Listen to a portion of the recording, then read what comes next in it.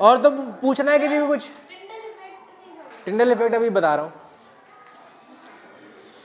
तो सबसे पहले टिंडल इफेक्ट ही देख लेते हैं। देखो टिंडल इफेक्ट अगर एक सिंपल लाइन में समझना है तो वो क्या होता है, स्कैटरिंग ऑफ।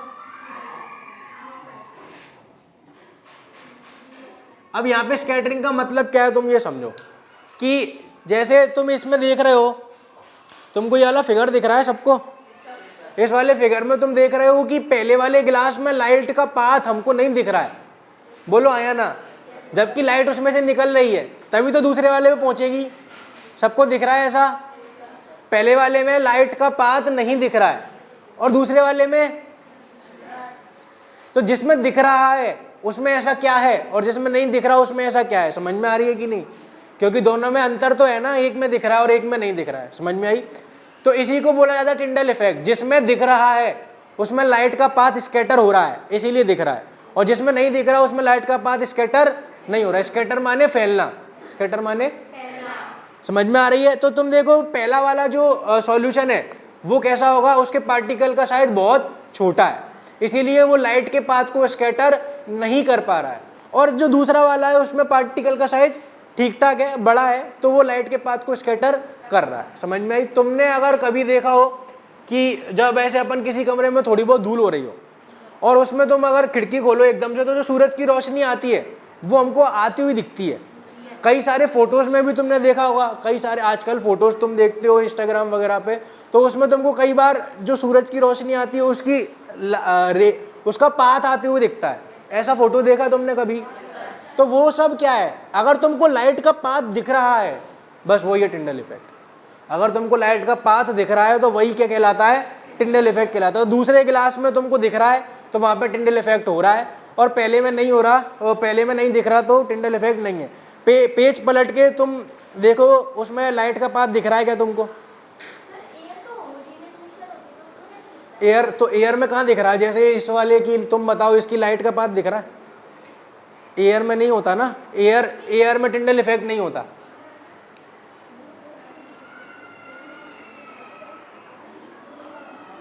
एयर में टिंडल इफेक्ट नहीं होता। टिंडल इफेक्ट होने के लिए पार्टिकल का साइज बड़ा होना चाहिए, और होमोजीनियस में टिंडल इफेक्ट शो नहीं होता।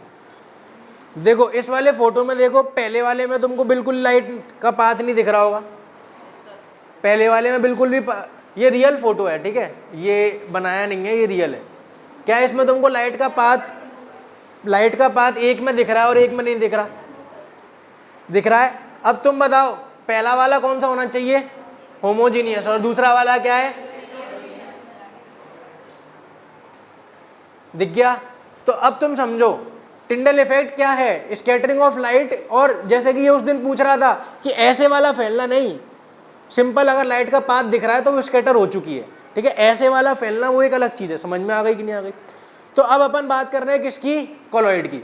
तो कोलॉइड मैंने तुमको बताया था कि कोलॉइड क्या होगा, सॉल्यूशन से और सस्पेंशन के बीच में, ना तो पूरी तरीके से सॉल्यूशन जैसा, ना ही पूरी तरीके से सस्पेंशन जैसा। समझ में आ रही है तुमको? तो कोलॉइड की बात कर लेते हैं।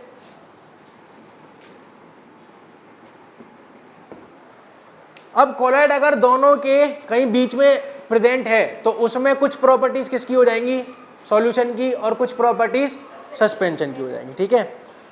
तो सबसे पहले तो हम पार्टिकल के साइज की बात कर लेते हैं। तो पार्टिकल का साइज कैसा होना चाहिए, सॉल्यूशन से बड़ा और सस्पेंशन से, ठीक है।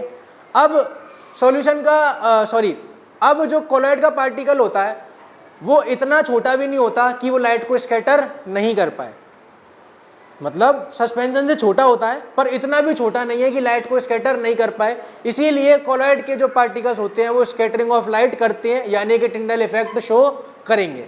तो हम बोलेंगे यहाँ पे कि particle size is small but not very small. ये पॉइंट समझ में आता है क्या? छोटा तो है पर बहुत छोटा नहीं है, इतना छोटा भी नहीं है कि टिंडल इफेक्ट ना कर पाए। तो इसीलिए हम क्या कहेंगे, शोज टिंडल इफेक्ट।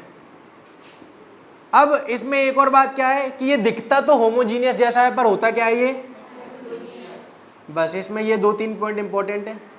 और ये भी स्टेबल है, स्टेबल है मतलब कि जैसे सबसे अच्छा एग्जांपल कोलॉइडल का सबसे अच्छा एग्जांपल कौन है? मिल्क। तो मिल्क की अगर बात करें तो मिल्क अगर अपन अभी छोड़ रहे हैं तो कल भी अपन को वैसा ही मिलेगा, ऐसा नहीं होगा कि उसमें नीचे कुछ बैठ जाएगा। समझ में आई? तो फिर उसको स्टेबल कहेंगे कि नहीं कहेंगे? बिल्कुल स्टेबल कहेंगे। तो तुम देखो है तो हेट्रोजीनियस फिर भी स्टेबल है, तो कहीं बीच में आ गया ना, क्योंकि हमने तो क्या पढ़ा था कि हेट्रोजीनियस कैसे होते हैं? अनस्टेबल होते हैं, पर ये बीच में आ रहा है। समझ में आ रही है? और हाँ, और इसके पार्टिकल छोटे होते हैं तो यहाँ पे अपन लिखेंगे can not be seen by, इस तरीके से प्रॉपर्टीज लिखनी है। मेरे को ये बताओ कि ये जितनी भी प्रॉपर्टी अपन पढ़ रहे हैं क्या इसमें कुछ रटने वाली बातें हैं?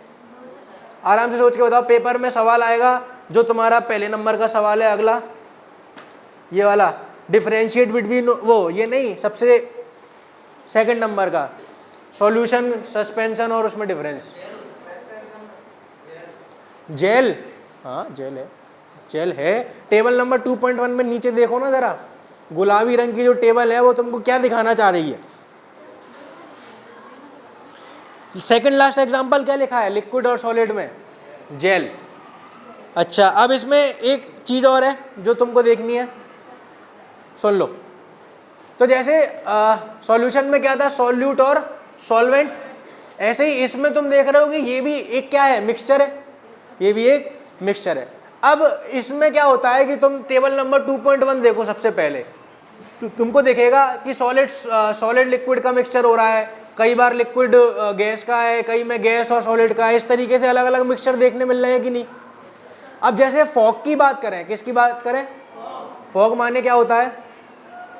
कोहरा। तुमने वाला वीडियो देखा होगा ना, और ये मैं आसमानों की ऊंचाइयों में और सब जगह कोहरा ही कोहरा, देखा है? हाँ सर, नहीं देखा? ये कैसा जवाब है? तो मेरी बात सुनो, तो कोलॉइड में क्या होता है, जैसे कि अपने सॉल्यूशन में क्या था? सॉल्यूट और तो यहाँ पे जो सॉल्यूट है उसको क्या बोला जाता है? Dispersed phase, dispersed. और जिसमें डिस्पर्स हो रहा है उसको क्या बोला जाता है? Disperse medium. ये एक पॉइंट है जो तुमको समझ में आना चाहिए कि कौन सी चीज किस में फैली हुई है। क्या बोला मैंने? कौन सी चीज किस में फैली हुई है, इसको बोला जाता है डिस्पर्स्ड फेस और डिस्पर्स्ड मीडियम। तो इस आधार पे अलग अलग तरीके के कोलॉइड होते हैं, जैसा कि तुम टेबल नंबर 2.1 में देख रहे हो। तो तुम देखो फॉग, फॉग क्या है? लिक्विड किस में फैली हुई है? गैस में। इसी तरीके से तुमको अलग अलग कितनी सारी चीजें देखने मिल रही हैं। तो यहाँ से तुमको समझ में आ गया कि कोलॉइड क्या क्या होता है और कितने कितने तरीके का हो सकता है। एरोसोल बोला जा रहा है, फोम बोला जा रहा है, ये इतना इंपॉर्टेंट नहीं है, बस जानकारी के लिए पता होना चाहिए। एक बार देख लो फटाफट, इसको फटाफट से पढ़ लो, और जो नहीं समझ में आ रहा वो पूछ लो, और जो नन्हे मुन्ने सवाल हैं उनके जवाब देने की कोशिश कर लो। सेंट्रीफ्यूगेशन, हाँ तो अच्छा ये देख लो इधर। अब कोलॉइड जो है, इसमें एक और इम्पोर्टेंट पॉइंट है कि इसमें आप कोलॉइड क्या है? दो या दो से ज़्यादा चीज़ों का, अलग अलग चीज़ों का मिक्सचर है। अब इसको आप फिल्ट्रेशन से अलग नहीं कर सकते, फिल्ट्रेशन से अलग नहीं कर सकते क्योंकि पार्टिकल का साइज छोटा है। अब बात आती है तो अलग नहीं कर सकते, बट इसमें एक टेक्निक होती है जिसको कि बोला जाता है सेंट्रीफ्यूगेशन। सेंट्रीफ्यूगेशन क्या होता है वो भी अपन आगे पढ़ने वाले हैं। सेंट्रीफ्यूगेशन में क्या करते हैं कि जो भी अपना कोलॉइडल सॉल्यूशन है उसको पकड़ के मतलब कि जिस भी कंटेनर में रखा है उसको जोर जोर से घुमाते हैं, उसको जोर जोर से, बेटा ये क्या? बेटा मशीन से, बेटा बिमल नहीं खा रहे हैं, ऐसे नहीं करना है। बोलो जुमा केसरी। ऐसे नहीं करते हैं बेटा, वो उनकी मशीन से रहती है, उस मशीन में उसको गोल गोल घुमाते हैं जोर से। अब तुम में ये बताओ, तुम में से कितनों ने टोरा टोरा झूला है? टोरा अरे झूला होता है और क्या होता है? हाँ ब्रेक डांस खेलो, टोरा सबने झूला है ना, मोहित को छोड़ के। अच्छा अब मेरे को एक बात बताओ कि जब तुमने टोरा अगर झूला है तो वो कैसा गोल गोल घूमता है कि नहीं? हाँ ऊपर नीचे तो है, पर हाँ गोल गोल। अब तुम ये बताओ, जब टोरा टोरा में अपन बैठते हैं तो लड़ाई होती है ना दोस्त से कि मैं बाहर नहीं, मैं अंदर बैठूंगा। अंदर, क्योंकि अंदर बैठने वाला बाहर वाले पे पूरी तरीके से, अंदर बैठने वाला बाहर वाले पे पूरी तरीके से चढ़ जाता है कि नहीं, आया ना है। हसमुख पार्ट 2 पे बेटा तू अंदर बैठी थी बाहर बैठी थी? बाहर बैठी थी। तो समझ पा रहे हो ये बात क्यों होता है ऐसा, वो सुन लो, वो क्यों होता है ऐसा वो सुन लो। तो नहीं, इनर्शिया तो अलग चीज़ है। मतलब तो जब हम, अच्छा ऐसा होता है, सबको पता है ना, जब हम टोरा टोरा में बैठते हैं तो जो बाहर बैठा होता है उसकी लंका लग जाती है क्योंकि वो जो बगल वाला है वो उस पर पूरा चढ़ जाता है। अब बगल वाला अगर थोड़ा पतला दुबला है तो ठीक है, अब बगल वाला होगा उससे 2 गुने साइज का, तो बेचारा उसकी ऐसी तैसी होनाते है। तो यहाँ से तुमको समझ में आया है कि जब भी कोई चीज़ घूमती है तो वो बाहर की तरफ जाती है। यहाँ से क्या समझ में आ रहा है, जब भी कोई चीज़ घूमती है तो वो बाहर की तरफ जाती है। अब जितना ज़्यादा मास होगा वो उतना ही ज़्यादा बाहर की तरफ जाना चाहिए, जितना ज़्यादा मास होगा। तो इसमें भी यही होगा, सेंट्रीफ्यूगेशन में भी यही होता है। सेंट्रीफ्यूगेशन में भी यही होता है कि जब हम उस सॉल्यूशन को या फिर उस कोलोइडल सॉल्यूशन को जोर जोर से घुमाते हैं तो जो पार्टिकल्स हैवी हैं वो बाहर हो जाते हैं और जो पार्टिकल्स हल्के हैं वो इधर दूसरी तरफ रह जाते हैं। तो इस तरीके से हम उनको अलग कर सकते हैं। सबसे बढ़िया एग्जांपल है लस्सी का। लस्सी में तुम देखो, जब अपन दूध में वो क्या, हाँ मतलब आजकल तो वो वाली आ गई है, वरना देसी तरीके से पहले वो ऐसे ऐसे ऐसे ऐसे करते थे कि नहीं करते थे। हाँ, तो ऐसे ऐसे करने से तुम देखो, इधर देख लो बेटा, इधर देख लो, इधर देख लो, जब हम ऐसे ऐसे कर रहे हैं तो क्या हो रहा है, हम उस सॉल्यूशन को घुमा ही तो रहे हैं, और जब घुमा रहे हैं तो क्रीम अलग हो जाती है। तो इस तरीके से लस्सी बनती है। समझ में आ रहा है कि नहीं? अच्छा, छोटे बच्चों को घुमाया तुमने कभी ऐसे पकड़ के? तो उनको भी घुमाते हैं तो उनके पैर बाहर की तरफ जाने लगते हैं, ऐसा लगता है अभी गिर जाएगा। तो उसमें भी सेंट्रीफ्यूगेशन का काम कर रहा है। समझ में आई? तो सेंट्रीफ्यूगेशन क्या होता है वो तुमको समझ में आ रहा है। और सेंट्रीफ्यूगेशन की मदद से अभी हम एक चीज़ भी पढ़ने वाले हैं आगे चल के। तुम देखो ये वाला पैराग्राफ देखो, पूरा सेंट्रीफ्यूगेशन के ऊपर ही है। How can we separate cream from milk. हाँ, हंस जा क्रीम के नाम पे हंस जा। चलो तो अब इसको पढ़ लो फटाफट से पूरा।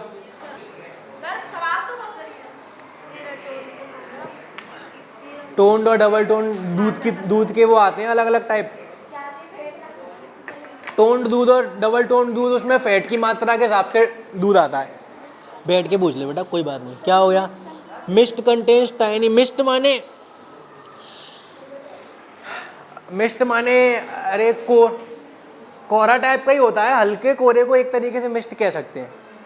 हाँ, क्या हो गया? हाँ, तो तुम बेटा नंदिनी ये देखो, अभी तुम पूछ रही थी ना कि एयर में टिंडल इफेक्ट नहीं होता, मतलब तो देखो कि जो फॉरेस्ट है उसमें मिस्ट की वजह से हो रहा है। हल्का हल्का सा सुबह की समय पे जब एयर में बहुत ज़्यादा वेपर होता है, अभी जैसे ठंडी आ रही है तो तुम देखो कि सुबह की अगर बात करें तो घास गीली मिलती है, पत्तों पे हल्का हल्का सा पानी मिलता है, तो वो सब क्या है, मिस्ट की वजह से जैसा हो रहा है।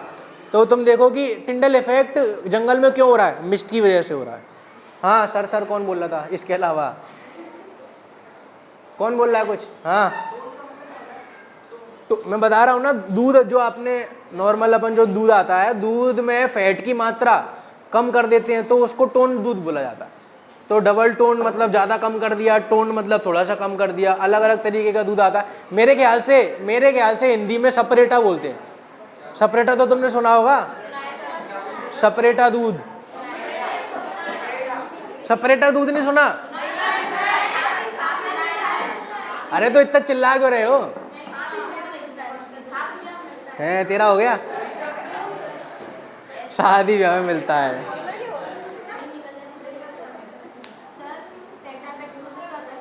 क्या? अरे बेटा मैंने ये पढ़ने को नहीं बोला है, मैंने ये पढ़ने को बोला है। उसको अभी हम समझेंगे। मैंने ये पढ़ने को बोला है। कोलॉइड निपटाओ पहले। Toned, सपरेटा, toned. लो मैं तुम्हारे लिए सर्च करके बता देता हूँ, गूगल बाबा बताएंगे। देख लो ये लिखा हुआ है, टोन्ड मिल्क की डेफिनेशन सुन लो, made by diluting full fat buffalo milk with skim milk and water to reduce its fat content. मतलब एंड में तुमको यही समझना है कि एक ऐसा दूध जिसमें फैट कंटेंट क्या हो जाए, कम हो जाए, तो उसको टोन्ड बोलते हैं। सेपरेटर सर्च कर रहा हूँ, गूगल मेरे में चांटा नहीं मार दे। ये क्या सर्च कर रहा है। हाँ सेपरेटर दूध और टोन्ड एक ही सी बात है। हाँ कैनोपी, कैनोपी जब किसी चीज, कोई चीज को किसी चीज से कवर कर देते हैं ना, उसको कैनोपी बोला जाता है। ठीक है, तो टेंट जैसे अपन लगाते हैं, तो tent is also type of canopy. तुम मेरे को यार साइंस की जगह इंग्लिश का मास्टर बनवा दोगे किसी दिन। इंग्लिश का मास्टर, हाँ सही बात है। और कुछ? एसएसटी तो बहुत बढ़िया से पढ़ाऊंगा, मेरे को एसएसटी बहुत बढ़िया लगती है। संस्कृत भी ले लो, और कंप्यूटर, अब सब इतना कर ही रहे हो तो कंप्यूटर और थोड़ा पढ़ा देना, बस हो गया। कंप्यूटर नहीं है? अरे तुम लोग ध्रुव राठी के वीडियो देखा करो, तुमको भेजे थे ना वो एसएसटी, तो कितनी बढ़िया बताता है वो, बहुत देख लिए, मस्त बताता है ना। तो इस एसएसटी उसी को कहते हैं। अपने आसपास की जितनी भी चीज़ें, अगर तुम अखबार पढ़ रहे हो तो वो एसएसटी के अंदर आता है, और अगर हिस्ट्री पढ़ रहे हो तो वो एसएसटी के अंदर आ गई, अगर तुम पॉलिटिक्स में इंटरेस्ट रखते हो वो एसएसटी के अंदर आ गई। एसएसटी तो बहुत बढ़िया सब्जेक्ट है। और अगर आगे चल के तुमको आईएएस आईपीएस किसी भी ऐसे कोई भी चीज़ में एग्ज़ाम देना है, तो जनरल साइंस जो होती है वो एसएसटी होती है। एसएसटी तो बहुत इंपॉर्टेंट है और पढ़नी भी चाहिए, स्कूल लेवल वाली तो बहुत। अब तुम्हें गांधी जी के बारे में पढ़ाया हुआ है ये सब, तो वो सब एसएसटी है। हाँ भैया पढ़ लिया? तो ज़रा क्वेश्चन नंबर 1, 2 देखो, क्या हमसे हो पाएंगे? सॉलिड और लिक्विड का, अगर डिस्पर्स फेस सॉलिड है और डिस्पर्सिंग मीडियम लिक्विड है, तो उस वाले कोलॉइड को सॉल बोलते हैं।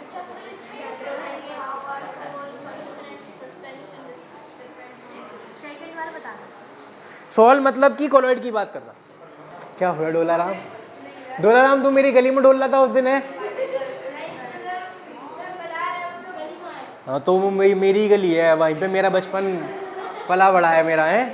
क्या कर रहा था गली में?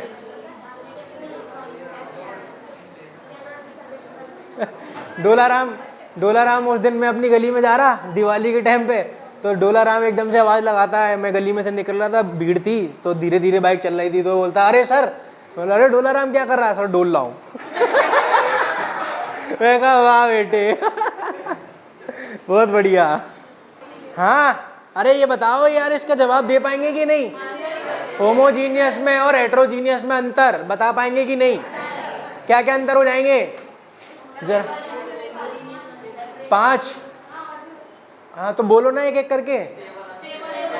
स्टेबल और होमोजीनियस स्टेबल होता है, और हेट्रोजीनियस, और क्या अंतर है? हाँ होमोजीनियस टिंडल इफेक्ट शो नहीं करेगा, हेट्रोजीनियस टिंडल इफेक्ट शो करेगा। 2 पॉइंट हो गए।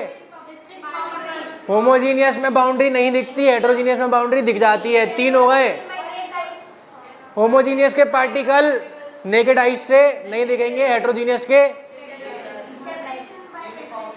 हाँ एक ये है कि फिल्ट्रेशन से होमोजीनियस अलग नहीं होता है और हेट्रोजीनियस अलग। 5 पॉइंट तो यही हो गए। स्टेबल बता दिया बेटा, टिंडल इफेक्ट में वो कवर हो गया, एक ही बात है।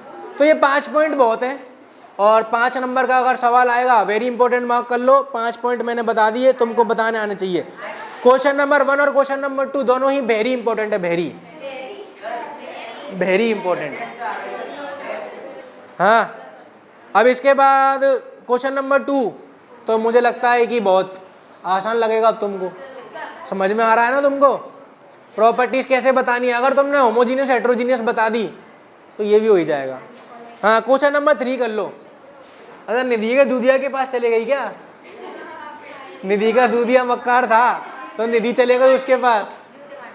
क्या बोल रहा है? Saturated solution 36 gram of sodium chloride dissolve in 100 gram of water. अरे आपकी कंठ लंगोट कहाँ गई? कंठ लंगोट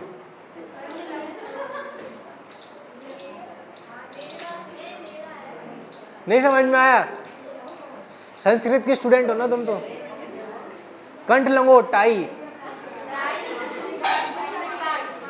वही पूछ रहा हूँ। उसको टाई को हिंदी में कंठ लंगोट कहते हैं। 18/68 करना। अच्छा और कुछ बेटा? सर 2-4 ठुमके लगा दो, ये भी करवा ले। 18/68 करना, ऐसे ऑर्डर दे रहा है जैसे खरीद ही लिया मास्टर को। 18/68 करना क्या बोल रहा है? कितना NaCl है हमारे पास?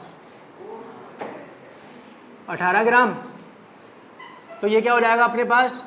सॉल्यूट। और वाटर कितना है? अरे तो ठीक है, मारोगे क्या?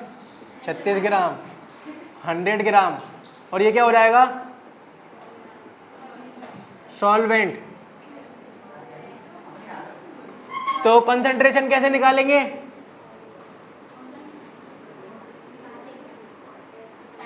Amount of solute upon. अब यहां पे सॉल्यूशन के बारे में तो कुछ दिया ही नहीं है, तो क्या करना पड़ेगा दोनों को? तो कितना आ जाएगा? 36/100 प्लस। ये पॉइंट सबको समझ में आ रहा है कि 100 + 36 क्यों किया है? क्योंकि सॉल्यूशन तो दिया नहीं है, तो सॉल्यूट और सॉल्वेंट को ऐड करने से क्या आ जाएगा? तो ये कितना आ गया? 36/100, जो कि कट पिट के कितना आ जाएगा? 18। 4 से कट जाएगा 9 बार, और 4 × 12 और 9/34 आंसर आ गया। बस बहुत है। अब 9/34 और क्या चाहिए? हाँ, इंटू 100 भी कर सकते हैं, मतलब ये भी अपने आप में ठीक है। और अगर 9/34 को इंटू 100 में कर देंगे तो ये भी ठीक है। और इसको अपन रफ कैलकुलेशन के लिए इसको 33.3 मान लें, हाँ या ना? रफ कैलकुलेशन के लिए बता रहा हूँ, तो इसको 33.3 मान लेंगे तो ये इससे कितनी बार कट जाएगा? 3 बार। तो आंसर कितना आ जाएगा? 27 पॉइंट समथिंग कुछ आ जाएगा आंसर। तो इतना आंसर आ जाएगा। अरे आ रहा है तो तोड़ लगा तुम सबके इतनी जल्दी हैं? मतलब ठीक है, कंसंट्रेशन पूछ रहा है वो, तो परसेंटेज में बता देना चाहिए, पर अगर फ्रैक्शन में बता देंगे तब भी काम चल जाएगा, सामने वाला समझ जाएगा कि क्या हुआ है ये। पर ठीक है, परसेंटेज में बता देना चाहिए। समझ में आ रहा है?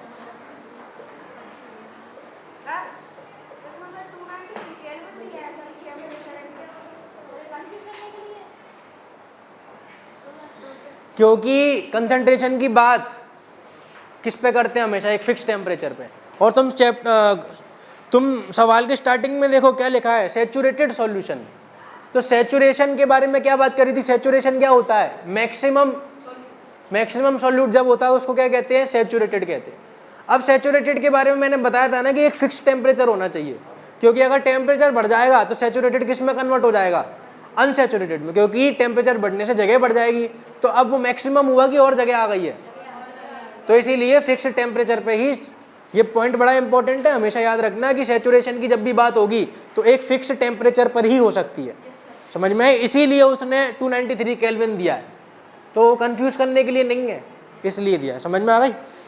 अच्छा पॉइंट है वैसे, तुमने नोटिस किया, और लोगों ने तो सोचा कि दिया ही होगा, कैसे भी क्या ही है। ठीक है, कोई बात नहीं, ऐसे ही सवाल पूछते रहा करो, तुम सीख जाओगे। तो बस इसके आगे का कल पढ़ेंगे। तो वीडियो कैसा लगा आप कमेंट करके ज़रूर बताना। अगर आपको वीडियो से कुछ सीखने मिला है और आपको वीडियो पसंद आया है तो आप वीडियो को लाइक कर दीजिए, और इसी तरीके के वीडियोस देखने के लिए चैनल को सब्सक्राइब कर दीजिए। अगर आप कुछ बात करना चाहते हैं या फिर आपके कोई डाउट है तो आप मुझे इंस्टाग्राम पर फॉलो कर सकते हैं, लिंक डिस्क्रिप्शन में आ रही होगी। तो आज के वीडियो के लिए इतना ही। अब हम मिलेंगे अगले वीडियो में, जब तक के लिए बाय बाय।